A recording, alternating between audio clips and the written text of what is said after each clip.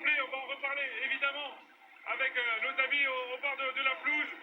Et puis cette frappe de Pape Gueye, quand vous marquez en finale de Coupe d'Afrique des Nations, vous rentrez dans l'histoire du football. Et c'est tellement mérité par rapport aux efforts. Et encore une fois, vous parliez de Sadio Mané, non, il va pas arrêter, je vous le dis. Personne ne fera arrêter Sadio Mané après cette Coupe d'Afrique où il va sans doute être élu meilleur joueur. Quel plaisir de voir les Sénégalais aller au bout d'eux-mêmes pour remporter ce titre.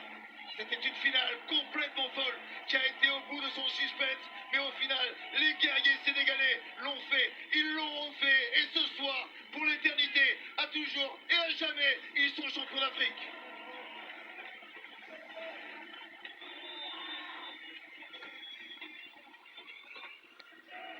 On essaie de se remettre de nos émotions, mais on imagine évidemment tous les camarades là-bas, du côté de Dakar, vous le voyez, qui sont ivres de bonheur. On est passé par toutes les émotions, c'est ça le football. On est passé de la peur, des larmes, à finalement la joie la plus totale, la libération incroyable dans cette fête qui a été malheureusement gâchée par ces incidents et par une mauvaise décision arbitrale. Mais au final, ne retenant que la joie que l'on voit sur la pelouse pour les joueurs sénégalais qui contrastent avec la détresse, l'immense détresse de ces larmes marocaines. Ouais, après j'ai envie de dire, hormis une non-décision, une décision qui aurait pu influer sur le sort de ce match, au final c'est les sportifs qui a parlé. Une équipe sénégalaise qui quand même a été plus complète dans sa prestation, des ajustements tactiques qui ont mieux porté ses fruits que ceux opérés par Walid Regragui. Un Achraf Hakimi trop discret qui s'est réveillé un petit peu sur le tard et des Sénégalais qui ont montré qu'ils étaient capables de hausser leur niveau général avec des joueurs, des vieux briscards, Mendy, Sadio Mané, Gana Gueye, encore énorme aujourd'hui. C'est fabuleux de les voir à ce niveau-là et on voit les trains entre Papio et Edouard Mendy évidemment. L'intelligence des Papio de s'être appuyée quand même sur ces joueurs que certains voulaient voir dehors. C'est ça le sport, hein, parfois c'est cruel, mais la meilleure preuve, la meilleure façon de faire taire les détracteurs, c'est de le montrer sur le terrain et ils l'ont montré, les Sénégalais aujourd'hui.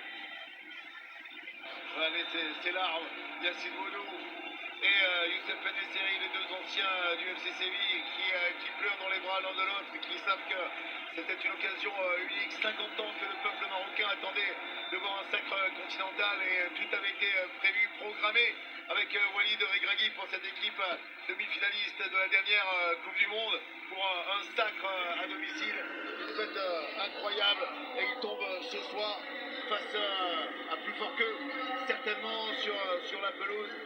Et un Pape Gueye qui a été élu homme du match, le buteur sénégalais qui n'avait pas eu son mot à dire dans toute cette rencontre, muselé par le milieu de terrain marocain et au final a vu l'éclaircie d'une frappe du pied gauche logée dans la lucarne de Yassine Bounou pour le plus grand bonheur du peuple sénégalais.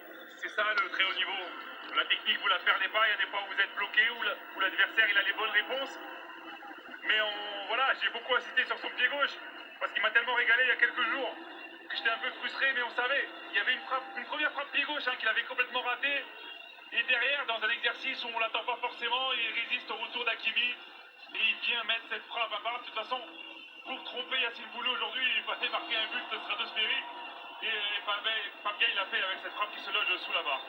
Edouard Mendy, un 5e clean sheet dans ce tournoi. Il fait mieux qu'Alfred Gomis en 2019 où ces Sénégalais avec Aliou Cissé, leur tête avait perdu la finale face au Québec algérien de Djamel Belmadi.